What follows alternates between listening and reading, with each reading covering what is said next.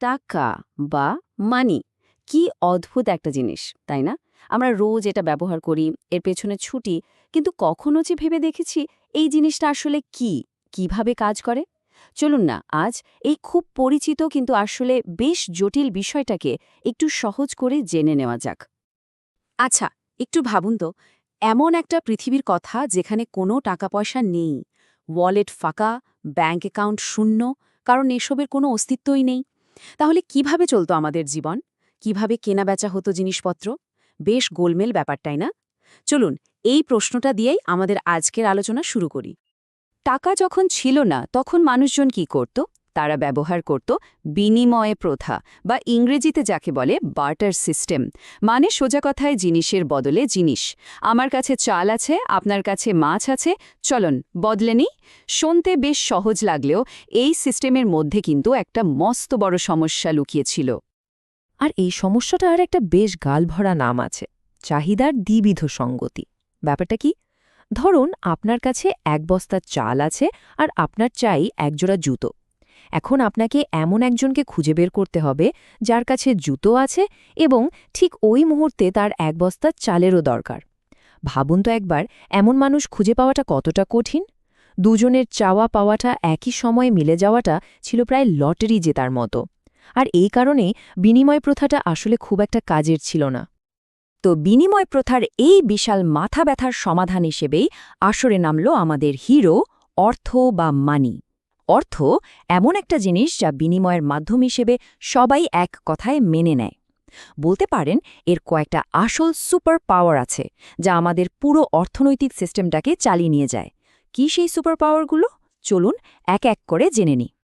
অর্থের প্রধানত 4টে বড় কাজ আছে। 1 নম্বর, এটা হলো বিনিময়ের মাধ্যম, মানে এখন আর জুতোর জন্য চালওয়ালা লোককে খুঁজতে হবে না।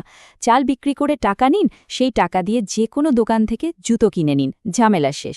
2 নম্বর, এটা মূল্যের পরিমাপক, মানে সবকিছুর একটা দাম ঠিক করা যায়। 1 কেজি চালের দাম কত, একজোড়া জুতোর দাম কত, সবকিছুরই একটা মাপকাঠি হলো এই টাকা।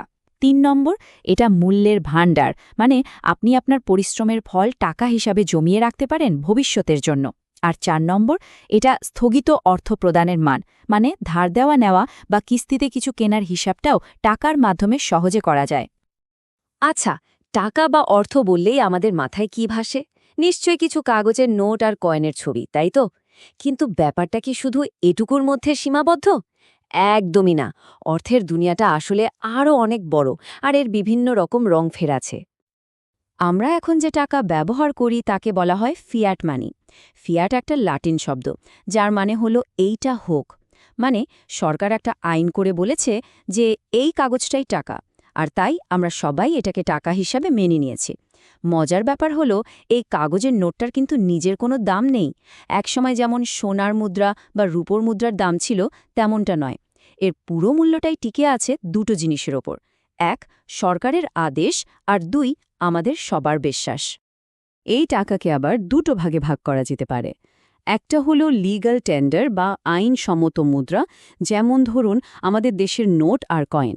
আপনি দোকানে গিয়ে যদি নোট দিয়ে কিছু কেনেন, দোকানদার সেটা নিতে বাধ্য, আইনত সে না বলতে পারবে না।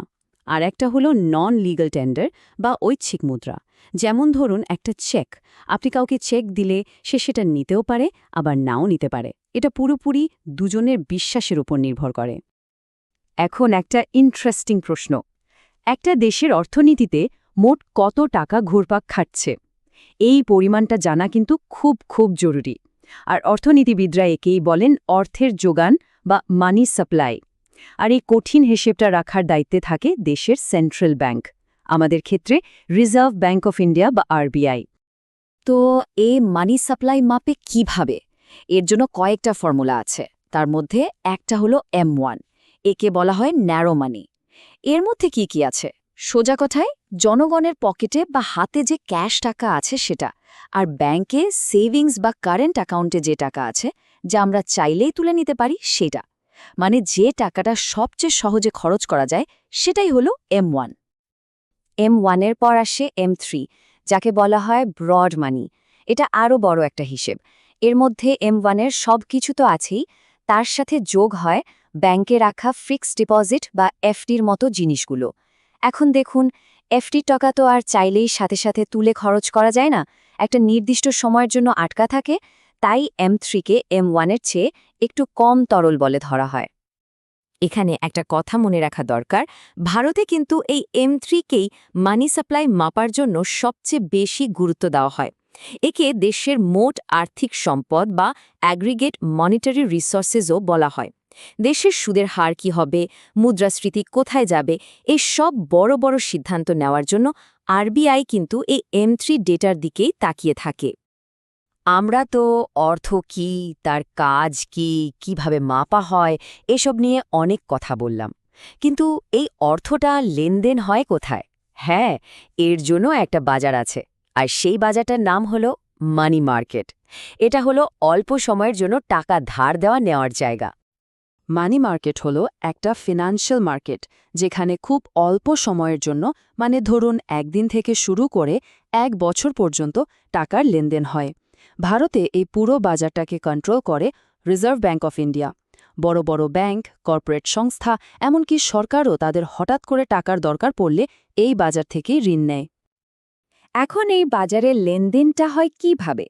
এর জন্য কিছু বিশেষ ইনস্ট্রুমেন্ট বা বলতে পারেন দলিলপত্র আছে, যেমন ট্রেজারি বিল, যেটা সরকার ছাড়ে টাকা তোলার জন্য। আছে কমার্শিয়াল পেপার, যা বড় বড় কোম্পানিগুলো ছাড়ে। আবার আছে কল মানি, যার মাধ্যমে একটা ব্যাংক আরেকটা ব্যাংক থেকে মাত্র 1 রাতের জন্য টাকা ধার নেয়। দারুণ সব ব্যবস্থা, তাই না? তো আমরা অর্থের অতীত দেখলাম, বিনিময় প্রথা থেকে শুরু করে আজকের ফিয়াট মানি পর্যন্ত। বর্তমানটাও বুঝলাম, কিন্তু ভবিষ্যৎটা কি? আমাদের পকেটে থাকা এই কাগজের নোট বা কয়েনগুলো কি একদিন হারিয়ে যাবে? এদের জায়গা কি নিয়ে নেবে ক্রিপ্টোকারেন্সি বা সরকারের আনা ডিজিটাল রুপির মতো ডিজিটাল মুদ্রা? অর্থের এই বিবর্তন কোথায় গিয়ে থামবে? এই প্রশ্নটা আপনাদের ভাবনার জন্য রেখে গেলাম।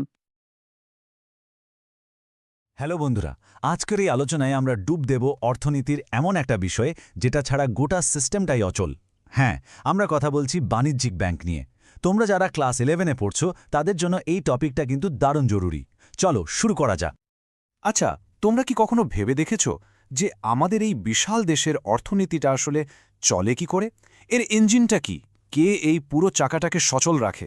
চলো আজ এই প্রশ্নটারই উত্তর খোঁজা যাক। উত্তরটা খুব সহজ, আবার খুব গভীর। এই পুরো সিস্টেমটার একেবারে কেন্দ্রে, মানে হৃৎপিণ্ডে রয়েছে বাণিজ্যিক ব্যাংক। ঠিক যেমন আমাদের শরীরের রক্তকে পাম্প করার জন্য একটা হার্ট দরকার, আমাদের অর্থনীতিতে টাকা পয়সার প্রবাহ ঠিক রাখার জন্য বাণিজ্যিক ব্যাংক ঠিক ততটাই অপরিহার্য। তো আমরা যখন বলছি ব্যাংক হলো অর্থনীতির হৃৎপিণ্ড, তখন প্রশ্ন আসতেই পারে, এই বাণিজ্যিক ব্যাংক জিনিসটা আসলে কি? চলো একেবারে গোড়া থেকে ব্যাপারটা বুঝি। দেখো, ভারতে কিন্তু কোনো ব্যাংক নিজের ইচ্ছেমতো কাজ করতে পারে না। সবকিছুর জন্য একটা আইন আছে, আর সেটা হলো ব্যাংকিং রেগুলেশন অ্যাক্ট ১৯৪৯। এই আইনটা ব্যাংকিংয়ের একটা পরিষ্কার সংজ্ঞা দেয়। যদি সহজ করে বলি, এর মানে হলো ব্যাংক জনগণের কাছ থেকে টাকা আমানত হিসাবে নেবে, সেই টাকা অন্যদের ঋণ দেবে বা বিনিয়োগ করবে, আর সবচেয়ে জরুরি কথা হলো আমানতকারী যখনই টাকা চাইবে তাকে সেই টাকা ফেরত দিতে হবে, চেক, ড্রাফট বা অন্য কোনো উপায়ে। এটাই হলো যে কোনো ব্যাংকের মূল ভিত্তি।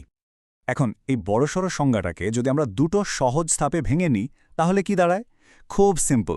স্টেপ 1, ব্যাংক আমাদের মতো সাধারণ মানুষের থেকে টাকা জমা নেয়।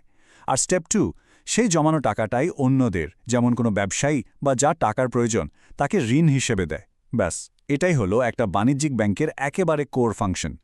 আমরা তো ব্যাংকের মূল কাজটা বুঝলাম, কিন্তু তোমরা তো অনেক ব্যাংকের নাম শুনেছ, তাই না? State bank of India, HDFC, ICICI, এরা সবাই কি এক? না, একদমই না। এদের মধ্যে বেশ কিছু ভাগ আছে। চলো এবার সেই প্রকারভেদগুলোই একটু দেখে নেওয়া যাক।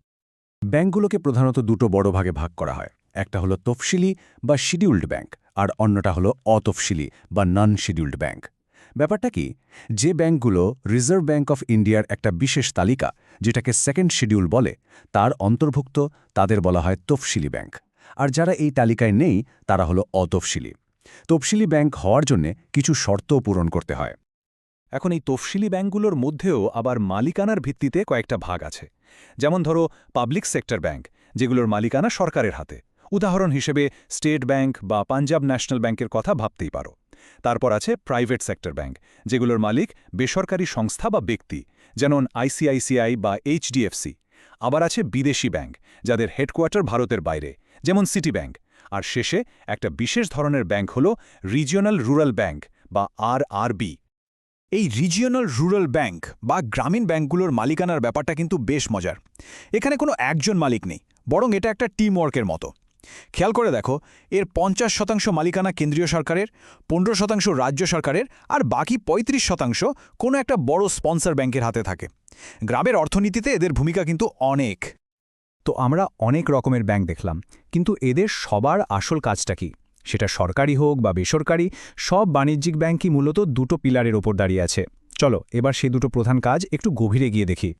ব্যাংকের প্রথম এবং সবচেয়ে জরুরি কাজ হলো আমাদের মতো সাধারণ মানুষের কাছ থেকে টাকা বা আমানত সংগ্রহ করা। আমাদের জমানো টাকা নিরাপদে রাখার জন্য ব্যাংকই তো সবচেয়ে বড় ভরসা, তাই না? আর ব্যাংক কিন্তু আমাদের সবার সুবিধার জন্য বিভিন্ন ধরনের অ্যাকাউন্ট খুলে রেখেছে। যেমন আমরা যারা অল্প অল্প করে টাকা জমাই, তাদের জন্য আছে সেভিংস অ্যাকাউন্ট। আবার ব্যবসায়ীদের জন্য, যাদের রোজ অনেকবার লেনদেন করতে হয়, তাদের জন্য আছে কারেন্ট অ্যাকাউন্ট। যারা একবারে বেশ কিছু টাকা লম্বা সময়ের জন্য রেখে বেশি সুদ পেতে চাও, তাদের জন্য আছে ফিক্সড ডিপোজিট। আর যারা প্রতি মাসে একটা নির্দিষ্ট পরিমাণ টাকা জমাতে চাও, তাদের জন্য তো রেকারিং ডিপোজিট আছেই। ব্যাংকের দ্বিতীয় প্রধান কাজ হল ঋণ বা লোন দেওয়া। আচ্ছা, ব্যাংক যে আমাদের থেকে এত টাকা আমানত হিসেবে নেয়, সেই টাকাটা নিয়ে করে কি? ওই টাকাই তারা অন্যদের ধার দেয়। আর এই ঋণের ওপর যে সুদ পায়, সেটাই কিন্তু ব্যাংকের আয়ের মূল উৎস। আর এখানেই ব্যাংকের একটা জাদুকরী ক্ষমতা লুকিয়ে আছে। একে বলা হয় ক্রেডিট ক্রিয়েশন বা ঋণ সৃষ্টি। ব্যাপারটা কি? ধরো তুমি ব্যাংকে 100 টাকা জমা রাখলে। ব্যাংক কিন্তু ওই 100 টাকা সিন্ধুকে বন্ধ করে রাখে না। এর থেকে একটা ছোট অংশ রিজার্ভ রেখে বাকি টাকাটা অন্য কাউকে লোন দিয়ে দেয়। মজাটা হলো, সেই লোনের টাকাটা আবার অন্য কোনো অ্যাকাউন্টে জমা হয়, আর সেই ব্যাংক আবার তার থেকে লোন দেয়। এইভাবে তোমারও রাখা 100 টাকা থেকেই অর্থনীতিতে কয়েকশো টাকার লেনদেন তৈরি হয়ে যায়। এটা একটা অসাধারণ ক্ষমতা, যা শুধুমাত্র বাণিজ্যিক ব্যাংকগুলোরই আছে। কিন্তু ব্যাংকের কাজ শুধু টাকা জমা নেওয়া আর লোন দেওয়ার মধ্যেই শেষ নয়। এর বাইরেও তারা আমাদের অনেক কাজে সাহায্য করে, অনেকটা আমাদের পার্সোনাল ফাইন্যান্সিয়াল অ্যাসিস্ট্যান্টের মতো। এগুলোকে ব্যাংকের গৌণ কাজ বা সেকেন্ডারি ফাংশন বলা হয়। এর মধ্যে কিছু হলো এজেন্সি সার্ভিস, মানে ব্যাংক এখানে তোমার এজেন্ট বা প্রতিনিধি হিসেবে কাজ করে। যেমন তোমার হয়ে টাকা অন্য অ্যাকাউন্টে পাঠানো, তোমার চেকটা কালেকশন করে দেওয়া, বা তোমার ইলেকট্রিক বিল বা ইন্স্যুরেন্সের প্রিমিয়ামটা সময় মতো দিয়ে দেওয়া। এই সব কাজের জন্য ব্যাংক অবশ্যই একটা ছোট কমিশন নেয়। এছাড়াও ব্যাংক আমাদের দৈনন্দিন জীবনের জন্য আরও কিছু পরিষেবা দেয়। যেমন তোমার দরকারি বা মূল্যবান জিনিসপত্র সুরক্ষিত রাখার জন্য লকার ভাড়া দেওয়া, বিদেশ ভ্রমণের জন্য বৈদেশিক মুদ্রা বা ফরেক্সের ব্যবস্থা করা, বা এক জায়গা থেকে অন্য জায়গায় টাকা পাঠানোর জন্য ডিমান্ড ড্রাফট তৈরি করে দেওয়া। এই পরিষেবাগুলো যে কোনো গ্রাহকই নিতে পারে। এতক্ষণ আমরা ব্যাংকের অনেক ছোট বড় কাজ নিয়ে কথা বললাম। এবার চলো একটু জুম আউট করে বড় ছবিটা দেখি। এই সব কাজ মিলিয়ে একটা দেশের অর্থনীতিতে ব্যাংকের আসল ভূমিকাটা ঠিক কি? দেখো, ব্যাংক আমাদের ছোট ছোট সঞ্চয়গুলোকে এক জায়গায় জড়ো করে একটা বড় মূলধন তৈরি করে, যা দেশের বড় বড় শিল্প আর ব্যবসায় বিনিয়োগ হয়। দেশের বিভিন্ন প্রান্তে শাখা খুলে তারা এটা নিশ্চিত করে যে সব অঞ্চলের সমান উন্নয়ন হচ্ছে। আর নতুন যারা ব্যবসা শুরু করতে চায়, সেই উদ্যোক্তাদের ঋণ দিয়ে তারা স্বপ্ন পূরণেও সাহায্য করে। এক কথায় দেশের আর্থিক বিকাশের ইঞ্জিনই হলো ব্যাংক। তাহলে সব আলোচনার শেষে আমরা আবার সেই প্রথম কথাতেই ফিরে এলাম, তাই না? ব্যাংক সত্যি একটা দেশের আর্থিক ব্যবস্থার হৃৎপিণ্ড। আমাদের টাকা পয়সাকে সঠিক পথে চালিত করে দেশের শিরায় উপশিরায় পৌঁছে দেওয়ার মতো গুরুত্বপূর্ণ কাজটা কিন্তু ব্যাংকই করে। বেশ, তাহলে আজকের আলোচনাটা আমরা এখানেই শেষ করছি, কিন্তু তোমাদের জন্য একটা প্রশ্ন রেখে যাচ্ছি। এই যে ডিজিটাল যুগ, ইউপিআই, আর্টিফিশিয়াল ইন্টেলিজেন্সের সময়, তোমাদের কি মনে হয় ভবিষ্যতের বাণিজ্যিক ব্যাংকগুলোর ভূমিকা কিভাবে বদলে যেতে পারে? তারা কি আজকের মতোই থাকবে, নাকি নতুন কিছু করবে? অবশ্যই ভেবে দেখবে।